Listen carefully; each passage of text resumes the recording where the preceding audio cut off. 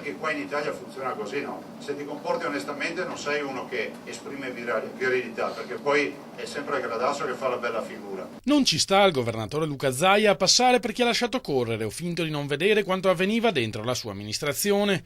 Di fronte al Consiglio regionale riunito per discutere dello scandalo Mose, dimostra carte alla mano che tutti i project financing in essere per le grandi opere del Veneto, dalla Pedemontana alla Valsugana, sono stati approvati dalle amministrazioni precedenti, fino a uno stadio che non consentiva più alcuna discrezionalità, obbligando per legge la Regione a onorare gli investimenti già decisi. Però io voglio anche porvi una questione, e sto parlando delle persone oneste, che fino a prova contraria oggi non c'entrano nulla con questa attività. Mi chiedo anche un amministratore che vuole comportarsi con onestà con chi si deve confrontare. Quando, come questa inchiesta sta dimostrando, la corruzione riguarda moltissimi funzionari dello Stato, organi di controllo e perfino appartenenti alle forze dell'ordine, riflette Zaia, non è più questione di qualche mela marcia, ma di un problema culturale endemico che interessa l'intera società e che non può essere risolto con nuove leggi o protocolli per la legalità. Se c'è un limite di velocità a 130 all'ora in autostrada, lo devi rispettare, non dobbiamo firmare un protocollo perché tu vada con la macchina di sotto di 130 all'ora.